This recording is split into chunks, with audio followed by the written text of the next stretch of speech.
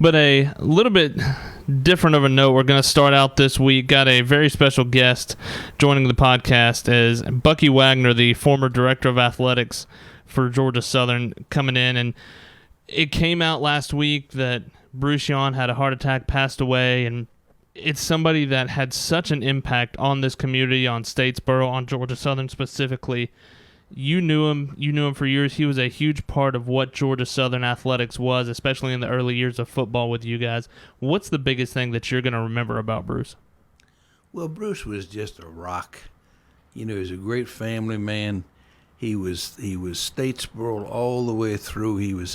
If you looked at volunteerism, Bruce was probably as great a volunteer as we had to help our program and help basically the football program. We've had some other studs like Morris Lupton but Bruce has always been there to do all the little things, the things that people don't notice. But one of the things that people probably really don't know about Bruce is that in the beginning, when we started the football program, our fundraising for the university really wasn't going quite well. In fact, the foundation was a little bit in debt. And so when we started football, when Dale Lick started football, the foundation said, you can't raise money in Statesboro. Told Dale, said, you can't raise money, that's where we raise our money. And Bruce and Cy Waters were at church one day, and Bruce talked to Science said, they didn't tell us we couldn't raise money. And he got Bobby Underwood, who's son of one of the great linebackers we had playing here for us. And they went to the president and went to the foundation and said, you didn't say that we couldn't raise money. And the president said, well, they said I couldn't raise money. Well, Bruce and Bobby put together a group, and they had a meeting at the high school, and they had about 150 so people there. Because I couldn't raise money. I wasn't allowed to. The president couldn't raise money. So we're going to start a football program. We're not going to raise money in Statesboro. Funny. Well, Bruce and Bobby put together a fundraising campaign and raised about $100,000, which was a lot of money back in that time. And it really kind of gave me a little bit of money to do some things with originally. We didn't, we went through the fall, and in the fall we started Southern Boosters and chartered them, and then I hired a director of Southern Boosters, and then in January and February we put together a campaign to cover about 23 different areas in South Georgia, and we started bringing the money in. But without that startup money, without what Bruce and Bobby Underwood did, man, we might not have started football, because the committee that said we could start football if we raised $250,000. Big amount. And so they raised the first 100,000 of it, and we had some other money that came in, but nothing like that. And that gave me enough money to do some things to get Southern Boosters put together and have a real fundraising campaign. Most of it based outside of Statesboro, yeah.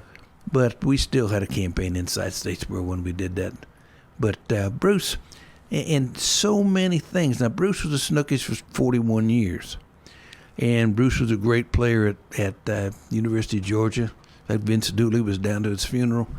And he was a head of the Fellowship of Christian Athletes at the University of Georgia when he played.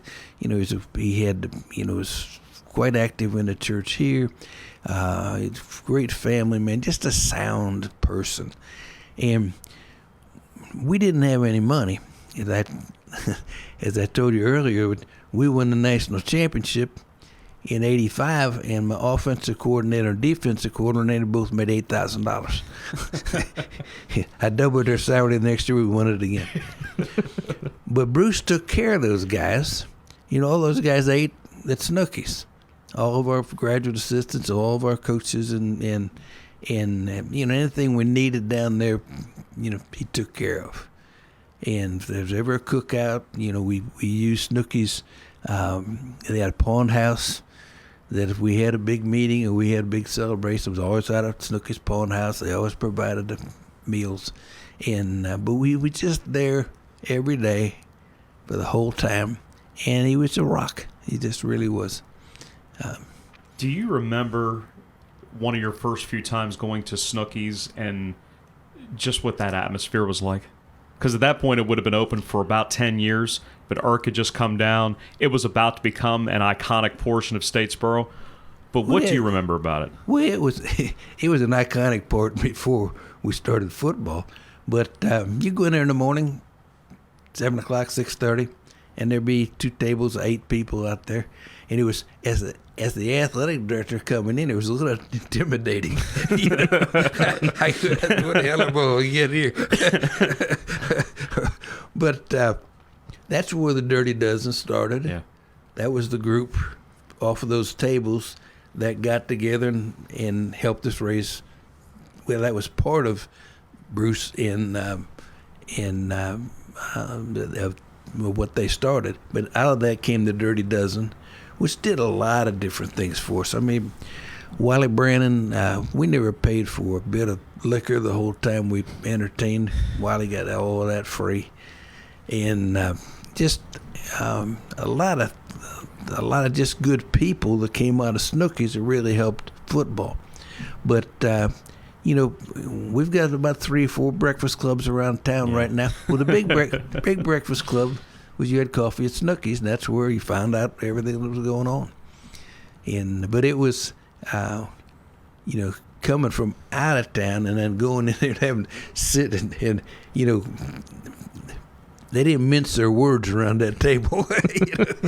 If they thought you were doing good, you usually found out about it, and you had to kind of figure out who was on your side and who wasn't. But and then Irk just fit right into that because he just was such a person. He would know your name. He would know your children. He would know when the kids come in. He would know the kids' names, and he was just so good at that and so good in that setting. So good in a lot of settings, but Snooki's was just the hub, and everybody would kind of kid about what's going on at Snooki's and what's the word at Snooki's.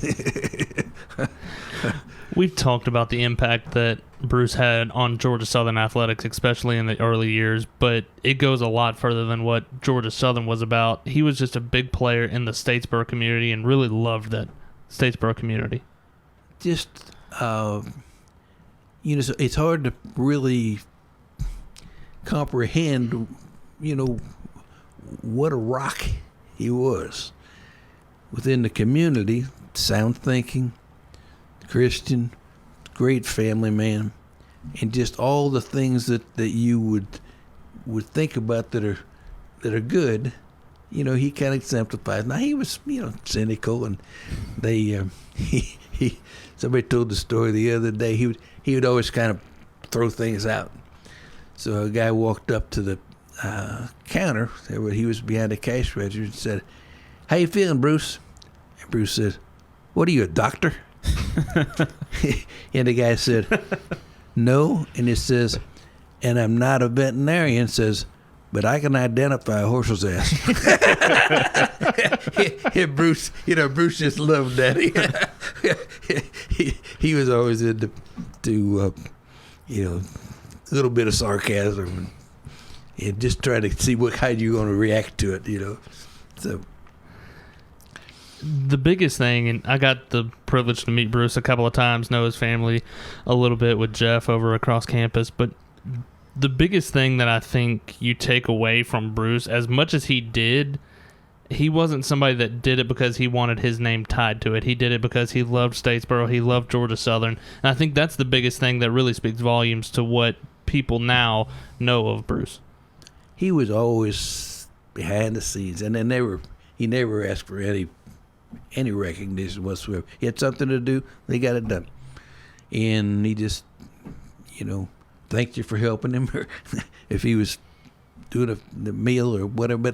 But he kind of exemplifies, when we think about the world today, if you are a child and you don't learn right and wrong from your family or your church, where do you learn it? And here this was that sound base of family and church and community, and it just fits all together in all the things that we think the way things ought to be run. And he was the epitome. Definitely a huge loss for not only Georgia Southern, but the Statesboro community. Really appreciate you taking some time. You were somebody that we knew. We were talking to Terry. We're like, okay, who knows Bruce the best? And your name came to the top of the list, obviously. But appreciate you taking some time to be able to share some stories about Bruce. Well, I'm glad that I can tell people about Bruce because he was just, he was a rock. Appreciate it, Bucky. Thanks, Bucky. Once again, that's Bucky Wagner, the former director of athletics for Georgia Southern, and somebody that, like we just said, Terry and I were talking about it earlier on today after you had brought up the idea of getting somebody to talk about Bruce and the impact that he had. And we thought about Terry. He knew Bruce. There were a couple of people that came up that knew Bruce, but somebody that had a direct impact as to what Bruce's impact was, I think Bucky kind of nailed it. And it wasn't just because of the ability to go to the Breakfast Club at Snooki's at 7 a.m. every day right across from beautiful Eagle Creek, but the fact that he was so indebted and so invested to getting this program off its feet. And for somebody that played for Coach Dooley at Georgia, played for Irk, what gets overlooked sometimes, he's from Statesboro. Yeah. Was from Statesboro. So this meant more than not just helping Irk Russell start a football team. This was doing it for home. Yeah. This was making home a better place. And who knew at that point, in those early days, going back to really 1980 when Dale Lick and Rick Mandes and so many people, the Dirty Dozen, everybody that is on board with getting this program going, who would have thought that in 5 years a national championship was going to come in? The next year, another one. With offensive and defensive coordinators making $8,000. It's a little bit more now. 89, 90, 2000, 2001. It didn't take long for everybody to realize this place was not just starting a program, it was starting a culture. Yeah. And that's why one of the nicknames for Georgia Southern for a long time has been the culture. We're going to talk with Jay Walker for Louisiana here in just a little bit. I know they use that hashtag as well, but there's so much history tied into that word and how guys like Bucky, Irk, and Bruce all fed into it. And we've talked about it time and time again. That's what makes Georgia Southern special. Like, there is something about Georgia Southern that a lot of people can't wrap their head around. It's people like Bruce that are just so involved in the community, so involved in Georgia Southern. And like we talked about with Bucky, one of the biggest things that really stood out to me about Bruce, and it's carried on to his children, Jeff, a big part of the community now in Statesboro as well, it's not that they're doing things to impact the community to try to have their name on everything.